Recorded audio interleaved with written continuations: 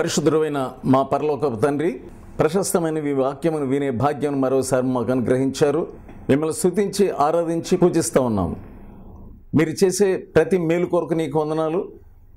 మమ్మల్ని అందరినీ కూడా నీ యొక్క హస్తంలో ఉంచుకొని వాక్యం వినుచున్న ఈ సమయంలో పరిశుద్ధాత్మ తోకదల మాకు దయచేయండి అని నన్ను మీరు అభిషేకించి ఈ ప్రియులకు ఆశీర్వాదకరంగా చేయము. యేసునామం ముందు వేడుకొంచున్నాను తండ్రి, ఆమేన్. సమర్పణ వర్తమానంలో వింటున్నటువంటి ప్రతి ఒక్కొక్కరికి యేసునామాల్లో శుభాలు తెలియజేస్తూ ఉన్నాను. ఈ వాక్యం ద్వారా మీలో చాలామంది మేలు పొందుతున్నారని నాకు ఫోన్ ద్వారా తెలియజేస్తూ ఉన్నారు. ప్రభు మిమ్మల్ని తాకుతున్నప్పుడు, ప్రభు మిమ్మల్ని దర్శిస్తున్నప్పుడు తప్పకుండా దేవుని యొక్క వాక్యమును ధ్యానించి ఆయన యొక్క సన్నిధిలో ఏమేమి సరి చేసుకోవాలో మనం సరి చేసుకుంటే తప్పకుండా దేవుడు నిన్ను ఆశీర్వదించగలడు. అనేక మంది వారి యొక్క సమస్యలను చెప్పుకొని ప్రార్థనలు చేయించుకుంటున్నారు. ఈ వాక్యం విన్న తర్వాత నా అడ్రస్, నా ఫోన్ నెంబర్ మీకు వెనకాల తెలియపరచబడుతుంది. తప్పకుండా మీరు మీ యొక్క అవసరతలను మాకు తెలియజేస్తే మీతో కలిసి ప్రార్థన చేయడానికి నేను సిద్ధంగా ఉన్నాను. ఈరోజు పేతురు గురించి మనం చూద్దాము. పేతురు శిష్యులలో మొదటి స్థానంలో ఉన్నాడు. ఈ శిష్యుల పేర్లు ఎక్కడున్నాయి మీకు తెలిసిన పరిశుద్ధ గ్రంథంలో మత్తయి సువార్త 10వ అధ్యాయంలో ఉన్నాయి. మొట్టమొదటి పేరే పేతురు గురించి మనం చూస్తూ ఉన్నాం. ఈ సంఖ్యలో మొట్టమొదటిగా ఉన్నటువంటి ఈ పేతురును మరి సరి చేసుకుంటూ గద్దించుకుంటూ ఆయన అతనిని సరైనటువంటి శిష్యుడిగా ఎలా సిద్ధం చేశాడో ఒక సంఘటన మనం చూద్దాం. ఒకసారి యేసు ఏం చెప్పాడంటే, తన శిష్యులందరినీ ఏమడిగాడంటే, నన్ను గురించి అందరూ ఏమనుకుంటున్నారు? వారు తలకు సమాధానం చెప్పారు. కానీ పేతురు ఏం చెప్తున్నాడంటే, మత్తయి సువార్త 16వ అధ్యాయం 16వ వచనం, అందుకు సీమోను పేతురు, నీ సజీవుడకు దేవుని కుమారుడైన క్రీస్తు అని చెప్పాను. నీవు సజీవుడవగు దేవుని కుమారుడైన క్రీస్తువు. అందుకు యేసు, సీమోను బర్యోనా, నీవు ధన్యుడు, పరలోకమందున నా తండ్రి ఈ సంగతి నీకు బయలుపరిస్తేనే గాని నరులు నీకు బయలుపరచలేదు. మరియు నీవు పేతురు, ఈ బండ మీద నా సంగమును కట్టుదును, పాతాళ లోక ద్వారములు దాని ఎదుట నిలువ నేరవని నీతో చెప్పుచున్నాను. యేసయ్య పేతురుని నీవు ధన్యుడవు, యు ఆర్ బ్లెస్డ్ అనగానే మరి పేతురులో వెంటనే ఎటువంటి రియాక్షన్? తన హృదయంలో నేను ధన్యుడనమాట, నన్ను యేసయ్య మెచ్చుకున్నాడు, ప్రశంసించాడు. ఇక అంతేకాదు, ఏమన్నాడు? పరలోకమందున నా తండ్రిని నీకు బయలుపరిచాడు.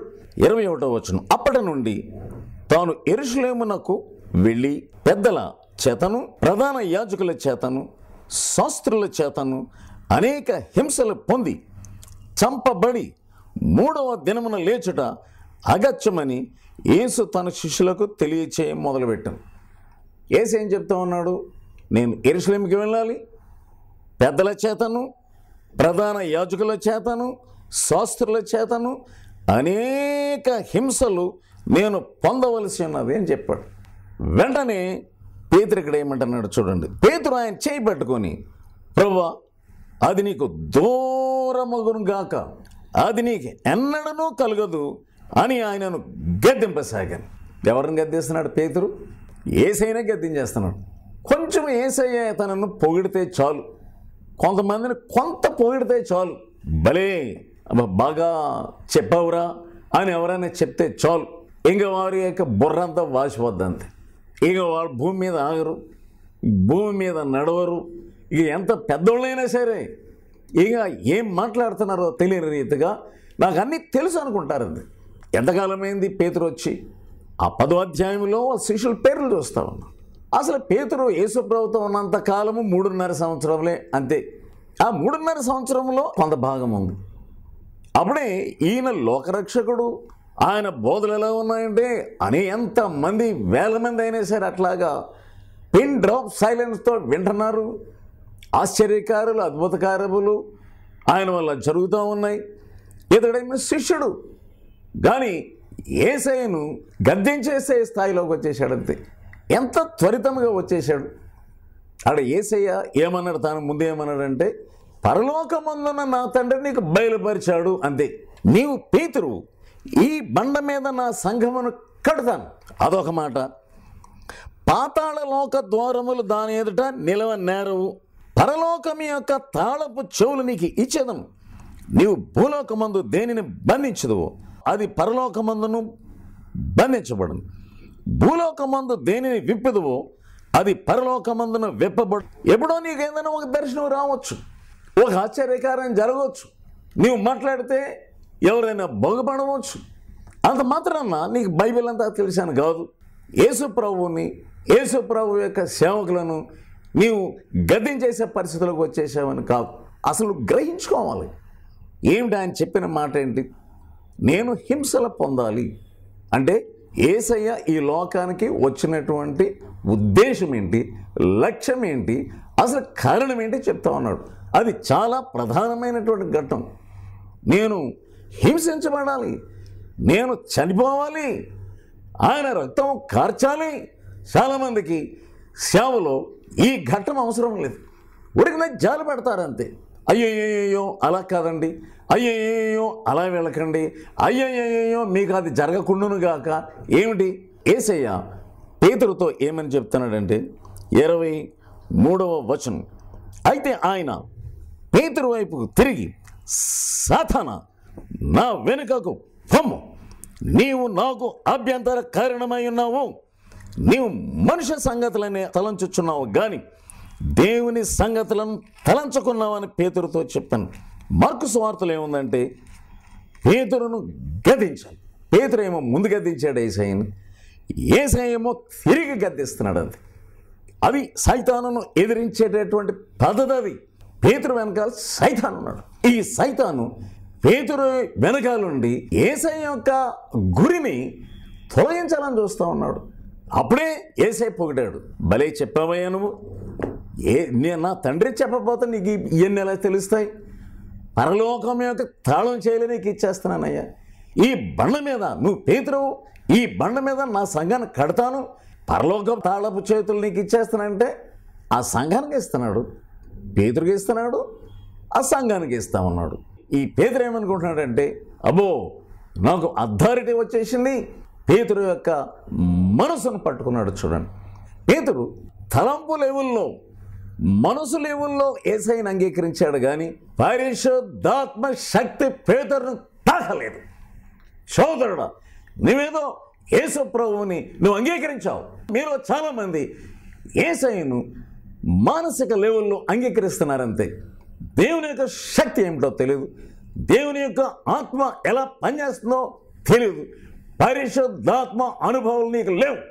నువ్వేం చేస్తున్నావంటే ఏదో నువ్వు మార్వల్స్ పొందేశాను, రక్షణ పొందేశాను, నేను సంఘ సభ్యుడిని అయిపోయాను అని నీవు మభ్యపడిపోతున్నావు అంతే. కానీ దేవుని యొక్క ఉద్దేశం, నీ జీవితంలో ఉద్దేశం ఏంటి? అసలు యేసు ప్రభు యొక్క ఉద్దేశం ఏంటి? ఈ లోకంలోకి వచ్చినటువంటి ఉద్దేశం ఏంటి? రక్తం కార్చడానికి వచ్చాడు, ప్రాణం పెట్టడానికి వచ్చాడు. ఆ యేసు ప్రభు ప్రాణం పెట్టకపోతే, ఆయన రక్తం కార్చకపోతే నీకు ఈ దినాన రక్షణ లేదు. రక్త ప్రోక్షణ లేకుండా పాప క్షమాపణ లేవు.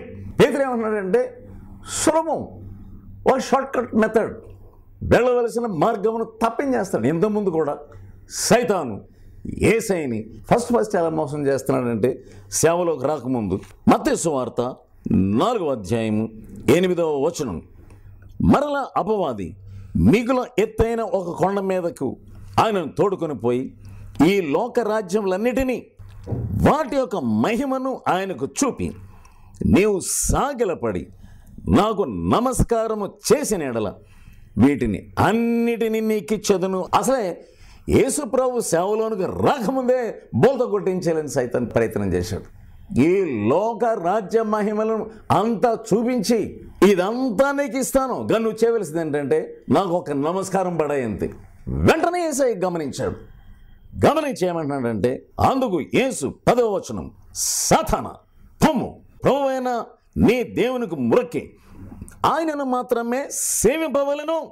నీకు ఏంటి కావాలేంటి? దేవుని సేవలోకి రాగానే వెంటనే ఒక బిల్డింగ్ వచ్చేయాలంతే, నీకు వెంటనే ఒక వెహికల్ వచ్చేయాలంతే, రాగానే నీకు కష్టాలు అసలు ఎవరిని తిట్టకూడదు, ఎవరు నేను గద్దించకూడదు, అసలు నీకు రాగానే మహిమ వచ్చేయాలంతే. సిలువ లేకుండా నీకు సింహాసనం లేదు. నీవు సేవలోనికి రాగానే నీకు సింహాసనం కావాలంటున్నావు. యేసయ్య ఈ పరిసయ్యులను, ఈ శాస్త్రులను వీళ్ళు గద్దించాడు. ఏం గద్దించాడంటే, మీకు విందులలో అగ్రస్థానం కావాలి, మీరు బోధకులని పిలువబడడానికి మీరు ఎంతో ఇష్టపడుతున్నారు. సువార్త 23:16 అయ్యో అంధులైన మార్గదర్శకులారా, ఏమంటున్నాడు? అంధులైన ఈ దినములలో 199 మంది అంధులైన మార్గదర్శకులు, మేము మిమ్మల్ని పరలోకంలోకి రప్పించేస్తాం అని అంటారు. కానీ తీరా ఒకడు వచ్చిన తర్వాత ఉన్నవాడిని పాడు చేసి అవతల పడేస్తారు. అది ఏది ప్రాముఖ్యం? నువ్వు చెప్పేది ప్రాముఖ్యం కాదు, నీ మాదిరి ఏమిటి అది ప్రాముఖ్యం, నీ జీవితం ప్రాముఖ్యము. నువ్వు ఎన్నెన్నో చెప్పవచ్చు. నువ్వు మా పని ఏంటంటే చెప్పడం, మీ పని ఏంటంటో వినడం. చాలామంది దేవుని సేవలోనికి ఎందుకు వచ్చారో అర్థం కాని పరిస్థితుల్లో ఉంటున్నారు. దేవుడు నీతో మాట్లాడాడా? అసలు సేవలోనికి ఎందుకు వచ్చాం? అసలు సేవ మనకి ఎందుకు కావాలి? సేవలో కష్టాలు వద్దు, విశ్వాస జీవితంలో కష్టాలు వద్దు, యేసు ప్రభువును వెంబడించాలి, కానీ కష్టాలు ఉండకూడదు. మనకి ఏంటంటే కష్టముల ద్వారానే విశ్వాసం నువ్వు పెంచుకోగలవు. కష్టములు లేకుండా నీకు విశ్వాసము రానే రాదు. కొంచెం కష్టం వచ్చింది వెంటనే అప్పులు చేస్తున్నావు, కొంచెం కష్టం వచ్చింది వెంటనే లంచాలు తీసుకుంటున్నావు. ఆ లంచాలు తీసుకోకపోతే ఈ పిల్లలు ఎలా పెంచుకోవాలి? వాళ్ళు ఎలాగంటారులేండి, వాక్యం ఎలా ఉంటుంది? గుడ్డోళ్ళగా మనకు వాక్యం వెంబడిస్తే సరిపోద్దా? ఇర్మియా గ్రంథం 48:10 యెహోవా కార్యమును అశ్రద్ధగా చేయవాడు శాపగ్రస్తుడగును గాక, రక్తము ఓడ్చకుండా ఖడ్గము దూయవాడు శాపగ్రస్తుడగును గాక. యుద్ధం చేసేటప్పుడు బాబోయ్ నా మీద ఖడ్గం వచ్చేస్తుందేమో అని భావంతో నువ్వు యుద్ధంలో ప్రవేశిస్తావా? లేదు. అసలు నువ్వు ఎప్పుడు చనిపోతావో తెలియదు. యుద్ధంలో నువ్వు వెళ్ళి ప్రతి సాయంకాలం చూసుకుంటే నీ ఒళ్ళంతా మరకలే ఉంటాయి. అవతల వాడికి దెబ్బతిన్నా, ఒకవేళ అవతల వాడిని చంపినా వాడి రక్తం నీ మీద ఉంటుంది, నీ యొక్క కత్తి అంతా రక్తం ఉంటుంది. ఎక్కడో వెనకాల ఉండి నేను యుద్ధం నుంచి వచ్చానంటే అర్థమేంటి? నీకు ఎన్ని గాయాలు తగిలి?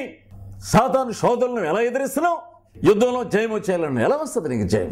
ఒక కష్టం వద్దంటున్నావు, ఎవరు నిన్ను అనకూడదు అంటున్నావు.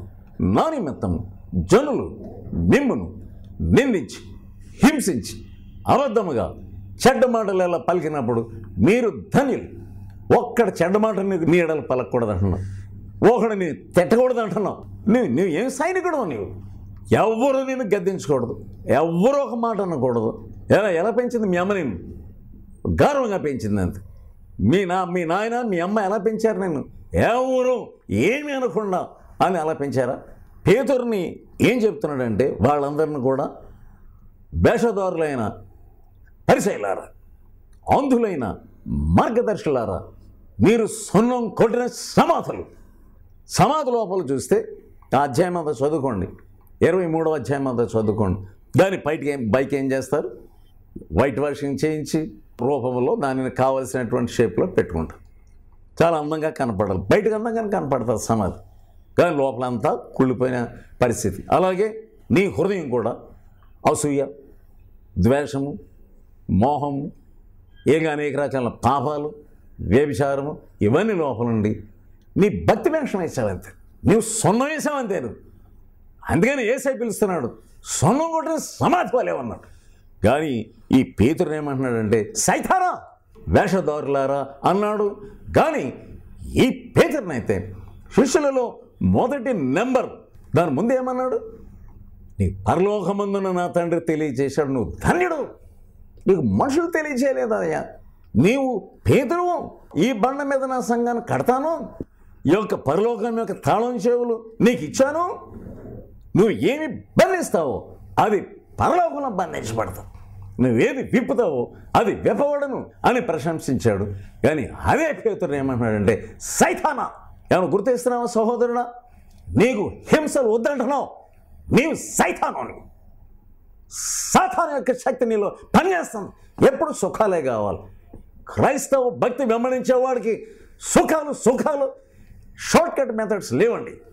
సిలువ లేకుండా నీకు మహిమ లేదు, సిలువ లేకుండా నీకు కిరీటం లేదు, శ్రమలు లేకుండా నీకు ఆయన రాజ్యంలో పాలుపంపులు లేవు. చాలామంది అనుకుంటున్నారు, ఓ మేము దేవుని రాజ్యం కట్టేస్తాను అనుకుంటున్నారు. అసలే దేవుడిని ఏమంటున్నాడు, ఈ రోజు నేనేమంటున్నాడు, సుఖములు కోరుకునేవాడిని పేతురు అన్నట్టుగానే ఈ సమయంలో నిన్ను సైతాన్ అని పిలుస్తున్నాడు. అంతే, అసలు ఎవరిని సైతాన్ అని పిలవలేదు ఆయన. యూదా ఇస్కరియోతు గురించి ఏముందంటే సాతాను అతనిలో ప్రవేశించనని ఉంది, కానీ ఏకం డైరెక్ట్గా పేతురుని ఏమంటే సైతానా, కట్లములు తీసుకునేవాడా నీవు సైతాను, నీవు లంచాలు తీసుకునేవాడా నీవు సైతాను, నీవు నీ భార్యను కొట్టేవాడా నీవు సైతాను, నీవు సంఘ పెద్ద వాళ్ళ బోధ చేయడానికి బయలుదేరావు, నీవు ఏడు నువ్వు చేసేది. యేసయ్య ఈరోజు నిన్ను ఏమని పిలుస్తున్నాడో చూసుకో. ప్రకటన గ్రంథము 13వ అధ్యాయంలో 8వ వచనం, భూనివాసులందరూ అనగా జగత్పత్తి మొదలుకొని వధింపబడి ఉన్న గొర్రె పిల్ల జీవ గ్రంథమందు ఎవరి పేరు వ్రాయబడలేదు వారు ఆ మృగమునకు నమస్కారం చేయుదురు. సోదరుడు, మొట్టమొదటి నువ్వు తెలుసుకోవాల్సింది ఏంటంటే నీ యొక్క పేరు జీవ గ్రంథమందు వ్రాయబడి ఉన్నదా? వధించబడిన గొర్రె పిల్ల యొక్క జీవ గ్రంథం. అసలు నీకు రక్షణ ఇవ్వడానికి యేసయ్య వధించబడ్డాడు. ఆయన పేరేంటి? వధించబడిన దేవుని గొర్రె పిల్ల. ఆయనే వధించబడ్డాడు. ప్రకటన గ్రంథం చదివితే మహాశ్రమల నుంచి వచ్చినటువంటి వారు యేసుప్రభు వెనకాల వెళ్తూ ఉన్నారు. వారు తెల్లని బట్టలు వేసుకొని వారి యొక్క వస్త్రములను ఆయన రక్తంలో ఉతుక్కొని, సోదరుడా, వారి యొక్క బాష్పబిందులు కన్నీళ్ళన్నీ కూడా ఆయన తుడుస్తాడట. అసలు నీకు బాష్పబిందు వద్దంటున్నావు, నీకు కన్నీరు వద్దంటున్నావు, నీకు పేదరికం వద్దంటున్నావు. యేసయ్య బేదలను చూసేమన్నాడంటే బేదలైన మీరు ధన్యులు, పరలోక రాజ్యం మీది. అది వద్దంటున్నావు. సోదరుడు, ఎంతకాలం ఇలాగ నువ్వు మభ్యపరుచుకుంటూ అనేక మందికి మాదిరి లేకుండా ఉంటావు. మృగం రాబోతుంది. ఆ మృగానికి నమస్కారం చేయకపోతే ఇక నీ పని అంతే, నిన్ను చంపేస్తారు. నీ మీద ముద్ర వేసుకోకపోతే నిన్ను చంపేస్తారు. నీకు రేషన్ కార్డు ఎవరు? నువ్వు అయ్యి బాబోయ్ కరువు అంటే ఇంకేమి పని ఇస్తాను?